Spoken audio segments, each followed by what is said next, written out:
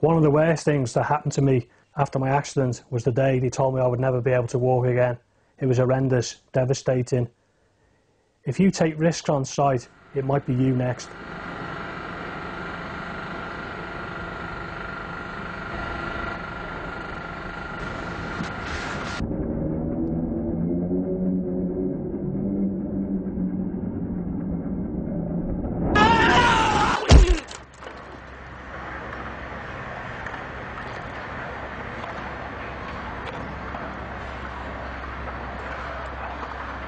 When you're working up high, it's not worth taking any risks whatsoever, because a couple of seconds later you could be hurtling towards the floor. Just think, is it worth it? What effect is it going to have on your family? Where's the money going to come from? Do you really want your kids to grow up without a father? That's the reality.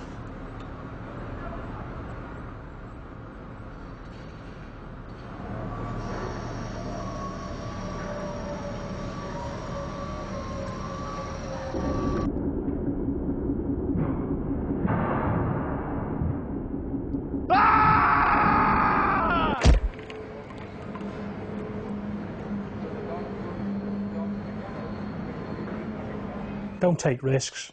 It's just not worth it. It goes without saying that working at heights is a dangerous business and should be taken very seriously. Now and again, we all have to work at heights, up on scaffolds, on platforms, and working up ladders. But have you ever stopped to think whether you really need to be working at heights? A lot of the time you probably don't. You'd be surprised. Have a think about it next time. If you don't really need to, find another way. Scaffolds and tower scaffolds. You'll see them on just about all of the sites. Putting them together is a big job, and an important one as well. You're best to leave it to those who are qualified. Every work area where you work needs to be safe and completely secure, so it's not worth leaving it to chance. If you're working on a scaffold, check there's a scaff tag that states it's safe before you even set foot on it. If there isn't, ask someone why not. Not just for you, but for your mates as well. You might get away without an accident, but what about the bloke after you? Or the bloke after him? Whatever scaffold you're working on, the platform should have the minimum toe board and 2 handrails. Anything less is not good enough. Let your supervisor know about it right away if it isn't up to scratch. Alterations to any part of the scaffold must only be done by someone who is trained and competent to do so. Same goes for tower scaffolds. Accept nothing less than total safety when you're at work. Ladders are something we probably use all the time, but do we really need to? A lot of the time we reach for the ladder to do work we'd be better off doing some other way, or maybe by someone better qualified for the job. There's no point in putting yourself at risk if you don't have to. If you do use a ladder, make sure you know how to use it correctly. Ask yourself a few questions. Have you made it safe to use? Is it long enough for the task? Do you need someone to help you?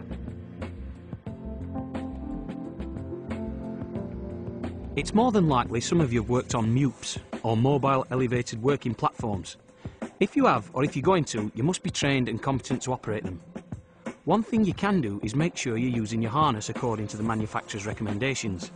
It's a simple thing to do, but it can make a big difference. As well as looking out for yourself and your mates, you need to make sure everyone on site is safe, especially when you're working up on a MUP, where you could be dropping tools or materials over another work area. Your best bet is to make sure you cordon off a work area before you start. On some sites you might work with a safety net. It's another precaution that's taken as a further level of safety, and any extra protection has got to be a good thing. Again, just keep in mind that the net should only be put together by those who are competent.